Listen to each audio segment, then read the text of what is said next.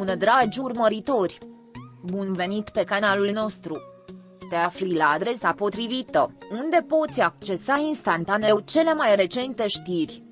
Cu o privire mai sumbră decât de obicei și o voce plină de emoții ce păreau să fi fost îngropate ani de zile, Halil Ibrahim a decis să vorbească deschis. Nu a fost pe un covor roșu sau la un eveniment promoțional, ci într-un moment intim, sincer și absolut uman.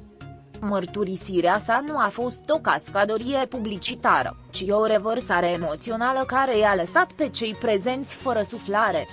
Am plătit un preț mare pentru această iubire, a spus el, iar fraza a plutit în aer ca un ecou imposibil de ignorat.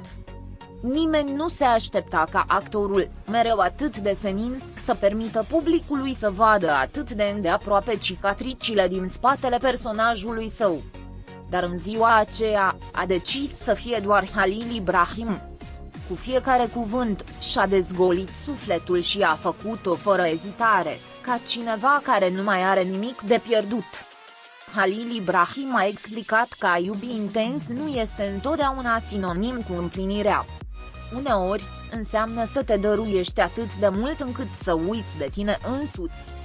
M-am pierdut în această iubire. Și deși am ales-o cu fiecare fibră a ființei mele, am fost și lăsată goală de multe ori, a mărturisit el cu o onestitate care a durut. Cuvintele lui au fost ca niște punale blânde, străpungând ușor, dar fără milă. Pentru că în povestea lui a existat frumusețe, dar și abandon. Nu a vorbit din resentiment, ci din adâncul cuiva care a experimentat ceva atât de măreț încât l-a schimbat pentru totdeauna. A afirmat că a iubi pe cineva atât de puternic nu numai că te înalță, te și consumă dacă nu știi cum să o susții. Își amintea nopți întregi întrebându-se dacă face ceea ce trebuie, dacă dăruirea lui are sens, dacă va primi măcar puțin din acea devoțiune în schimb. Dar a rămas, pentru că atunci când Halil Ibrahim iubește, o face necondiționat.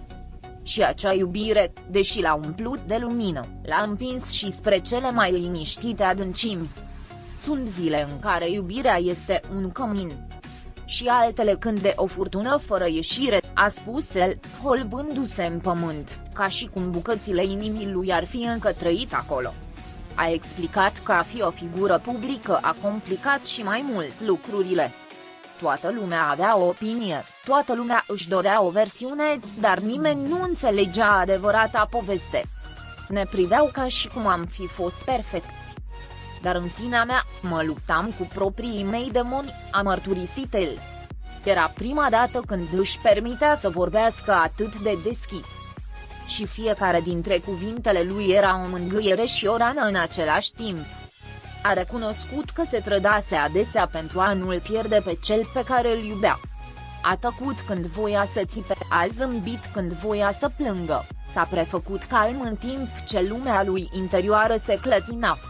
Am vrut să fiu pacea lui, dar am devenit propriul meu iad, a spus el cu o voce abia auzită. Nimeni nu se aștepta la o asemenea sinceritate. Dar Halil Ibrahim nu mai voia să se prefacă. Nu mai voia să aibă o imagine impecabilă dacă asta însemna să-și ignore adevărul. Această declarație era modul lui de a se elibera. Și vinovăția apărea în povestea lui. Nu se absolvea de greșelile sale și nici nu se punea în rolul de victimă. A acceptat că uneori era copleșit de frică, mândrie și nevoia de control. Dar a insistat și că dragostea nu lipsea niciodată. Că fiecare gest, fiecare tăcere, fiecare privire era o declarație tăcută. N-am încetat niciodată să iubesc. Pur și simplu am încetat să înțeleg cum să o fac fără să mă rănesc, a mărturisit el. Și acesta, poate, a fost cel mai sfâșietor lucru dintre toate. Dragostea nu a dispărut. Doar și-a schimbat forma. A fost un moment în care Halil Ibrahim a rămas tăcut. Ca și cum cuvintele l-ar fi golit din interior. Dar apoi, a vorbit din nou pe un ton mai calm, aproape resemnat. A spus că a învățat că dragostea nu este întotdeauna suficientă. Că necesită și echilibru, limite și grijă de sine. Nu te poți dărui complet cuiva dacă nu înveți mai întâi să te susții pe tine însuți, a reflectat el. Acea frază a persistat, ca o lecție scrisă în sânge și timp, și mulți au simțit-o ca o oglindă. A vorbit și despre durerea de a te simți neînțeles, de a nu putea împărtăși totul de teama judecății altora.